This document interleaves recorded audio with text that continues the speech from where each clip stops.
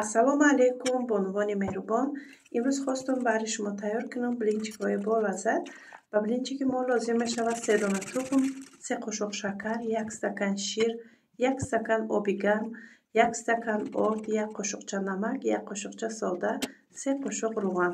ҳамаи маҳсулотҳоро омехта мекунем. мемонем 15 дақиқа дам мегирад. баъди 15 дақиқа сар мекунем пухтани блинчикҳоро. анамихел суп сурхаки хушкро карда мегирем.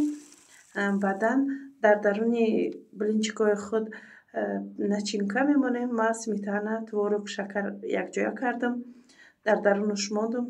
шумо метавонед ки ҳар чизе ки худтон мехоҳед дар дохилаш бимонед. анамихел ба як тарзи зебо мепечонем. блинчикҳои мо тайёр мешаванд. бо иштиҳоитон боварӣ дорам ки шумо даян маъқул мешавад. хайр дӯстон, то видеои оянда.